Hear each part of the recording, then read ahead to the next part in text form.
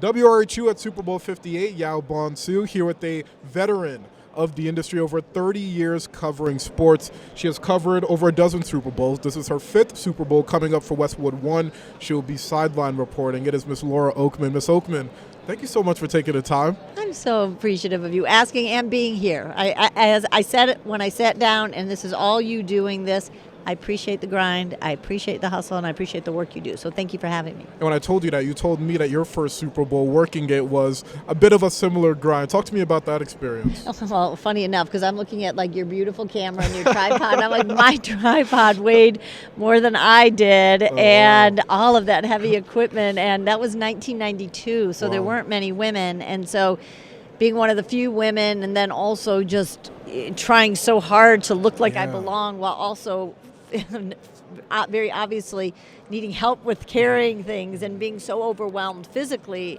mentally, emotionally, of just being like, how do I make sure that I come here and I don't mess up? How do I make sure that I'm on sports' biggest stage and I prove that I belong here? And that's hard to do at 22, and it's hard to be present and ask good questions, and it's hard to be present and really make your mark when you're in your head already saying to yourself, I don't know if you should be here. I don't know if you belong here. And so it feels like a million years ago, but it is, life's funny that way. Every time I go to a Super Bowl, I kind of, play the memory game. And what I always think about is that first Super Bowl, or maybe first few, 1992, 1993, was just how sorry I feel for her. How much that young woman needed some help, needed some support, and was in very much over her head. And that messed with me for a long time. We all think we want to jump right into the Super Bowl, but I wasn't ready, and I wish I would have had a little guidance to get me there. I want to get into that a little bit more before we get into the game on Sunday. You're the third longest tenured NFL sideline reporter. You don't get there without being consistent, but you started at a time where there were few women in the industry in that role. How did you handle it? You said you were 22, you weren't ready, but how did you get through those mental struggles? I didn't early on, and I think I think about how athletes now, the last few years, how wonderfully open they've been about mental health and about therapists and about the work they've done. And I just think back and go, boy, did I need that, and did most of my peers need that, but what we were taught was it's not about you. It's about your story. It's about who you're covering. So how many times have you heard that? Because that's still continued. Yeah. It's not about you. It's not about you. It's not about you. And so eventually you think it's not about you. And so what I did was just keep telling myself it doesn't matter. It doesn't matter if you're sad. It doesn't matter if you're covering Michael Jordan and the Bulls and everyone thinks it's the greatest job in the world, and it is, but nobody wants to hear you say you're lonely. Nobody wants to hear you say it's hard. Nobody wants to hear you say, I need I'd love to find a woman that I could talk about this with. So I think how I dealt with it was I just kept my head down and I just did the best that I could, and I made sure I was always prepared and working my butt off and making sure that I was getting really good as a reporter. I just wish I would have helped myself better by making sure that I was also working on myself as a person, and that didn't come until I was 40. So those early years were really good for me professionally, so important. They laid the foundation for me being here, but also that was a really hard time for me as a young woman navigating this. One thing I love about your career, you're not just defined by being a sports broadcaster. You obviously started GALvanize, which was partially started because of those experiences you went through when you were 22. Why did it matter for you to start an organization that relies so much on mentorship for young women? I wouldn't have done it early because I didn't have girlfriends. Most women in sports will say I'm a guy's girl. I went into sports and most of the other girls didn't get it, so I hung out with the guys, and it almost was like a badge of honor in some weird way. And so I didn't have a lot of girls or women in my life. And so if you would have told me then that I would start an organization with women, I would have been confused. But what happened was, the good news, I started seeing more and more young women get opportunities. And I loved that. It's just the same way right now, right? Yeah, we can look around and there's a woman everywhere. But what I started seeing was all of these young women were getting thrown in so hard and so fast. And I saw them failing. And I saw them getting chewed up and spit out. And I'm really happy that I saw that when I was 40, because I think if I saw it at 30 or even 35, I would have been judgmental of the women, and I would have been like, well, then they can't hack it. If you're not ready for the Super Bowl, because that's how I raised myself, right? Beating myself up.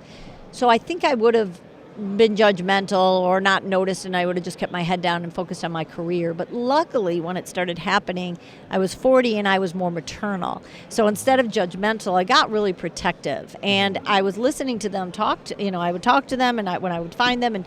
And what I would really realize is their confidence isn't crushed on a Saturday or Sunday, on a game day. Their confidence was being crushed. And so I really just started asking, how can I help? And that's how GALvanize was born. It was just, how can I help? And the first time I did it, it was about a dozen years ago. It wasn't a name. It wasn't an organization. It was just me kind of reaching out to women going, does anyone need some help? And it took me about 4 months to find 20 women who said, we'll do it. And then, a dozen years later, over 5,000 women, and we're not just on camera. We are all over the landscape of sports. And it's everything that young girl that I described to you at 22 at her first Super Bowl, everything she would have needed. And I love my job. I'm so passionate about my job, but I am so dang proud of being involved with just anything to make the business better than it was for me. Yeah. And whether it's at 22 or 40, we're never going to be a finished product, right? But through the work you're doing with GALvanize, how has that impacted your broadcasting and kind of your career trajectory? Love that. Everything. Probably GALvanize really affects everything I do, every decision I make, especially if it's one that I'm not sure if I should take. Because what I always think is, how will I teach from this and what will the GALvanizers think? Yeah. And so that's my needle going north all the time. And that's, before GALvanize, it was me. How does this affect me? And and nothing's wrong with that. We should all, I hope you are extremely selfish with your career, and so we need to be, especially when we're beginning and when we're navigating that trail. But I think what it did was it gave me the north, and it gave me what would GALvanizers think, and then everything else became very clear. Should I say this? If I would teach them to say it, if I want them to stick up for themselves or for their sisters, then of course I have to. And also, probably as a broadcaster, with GALvanize, everything is, the mantra is who, not do. Yeah. Who you are, not what you do. And so it doesn't matter to me if it's 2 games after a post game. I will make sure there's a who question in there, because I want these women to see that if you get 2 questions with someone on a field, on an airplane, in an elevator, you can make a minute and a half count. Yeah. And you can make someone think or feel or laugh or cry. You can do that in a minute and a half. And so it keeps me honest, and it keeps me making sure I'm, making sure my thoughts and actions and, and teaching all align. But it makes me really honest with, am I doing what I'm teaching? And am I making sure that every time they watch me that they go, oh, that's what she says. I can't imagine a bigger moment to have a teachable moment than the Super Bowl. Your GALvanizers are going to be listening to you on Westwood One as a sideline reporter for the big game. What is that preparation like? The preparation, it's funny, I'm going to sound like a player when I say this. I think what I try to do is prepare the exact same way I do for week game. One. Yeah, like there's nothing different. And the one thing that really helps, though, and sometimes this happens and sometimes it doesn't, in this case 50% it did, I've covered the Niners a lot. And so this year I've had them, I think, 6 times. And the Chiefs I haven't, but last year I had them a couple times. And what I get to do is go back and look at notebooks. And so I keep every notebook. From every week, every year. And I keep all my recordings. So I always record my interviews because I transcribe them, and then I can go, I'm talking to George Kittle today. What was that conversation we had week 2 about his breathing exercises? And so I can go back and listen. And so I guess the only thing that changes is I have more information to go back. Yes. But last night I had, some wonderful one-on-one conversations with some Chiefs and Niners, and it was really fun with the Niners because we kind of just picked right up where we left off. And I love to be able to do that. And so now the one trick with the Super Bowl is you're also kind of bringing in everybody. And I have to remember sometimes that this isn't just a Niners audience or this isn't a Chiefs audience. Even though I've had 6 conversations with Kyle Juszczyk, I've got to remember to broaden it a little bit. But what I would say is it's the exact same prep. If I'm doing my job right, you wouldn't know if it was week 1, week 4, the Super Bowl. So we talked about GALvanize. We talked about you as a sideline reporter. When you leave this earth, what do you want your legacy to be? Oh, it's GALvanize. Everything about, I said this, boy, this is going to sound morbid, but the other day I said something to my husband about, if I don't come back or, if anything, God forbid, happened to me, just have galvanizers speak the eulogy. Just let them all just get up there, and I feel like it's just galvanized. I'm not a mom, and so this gave me a mom's heart. Yeah. This opens my mom's heart. Every single time that I have another incredible woman, and I lost my mom young, and so there's something about losing a mom and not ever being able to be able to replace that, but becoming a mom in a different way. And so what I would say is, I hope when people are talking about me, I mean, it's all who, no do. I don't care if anyone mentions, how many Super Bowls I did or how many Olympics or any cool thing I've done. I really hope they talk about the lives, hopefully, I impacted of all these women. And my final question for you, I won't ask for a prediction because obviously you're calling the game. Thanks. But this is a college radio station. We have a bunch of aspiring sports broadcasters. Yes. So can you look into the camera and give me your best piece of advice for aspiring broadcasters? There is no such thing as there. Everything is about, I want to get there. I want to get there. And why am I not there? And I'm not there yet. There is no there. There's only here. And so this is a coaching cliche, but one of my favorite ones because it's so real. Be where your feet are.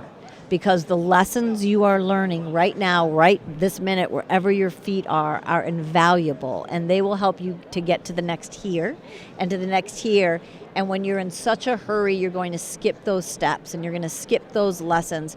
And one day you're going to look back and go, I wish I was more present. I wish I enjoyed here a little bit more. So that's really my biggest one. And that's at any age, if you are 18 or if you are 28 or 38 or 58, it really is about being present in the moment. Someone asked me recently what my favorite conversation was, and I said this one. Whatever one I'm in right? Moment, like that's right? that's the most important, and that's how you have made me feel. And so that's a gift, and making sure you live that way. So that's it. And have fun. Make sure you enjoy. Sure you enjoy those years. They're going to go fast. Over 30 years in the industry of sports broadcasting, and this Sunday she'll be calling her 5th Super Bowl on the sidelines for Westwood One, Laura Okmin. Ms. Okmin, thank you so much for taking the time. I've so enjoyed this conversation. Thank you. Yeah.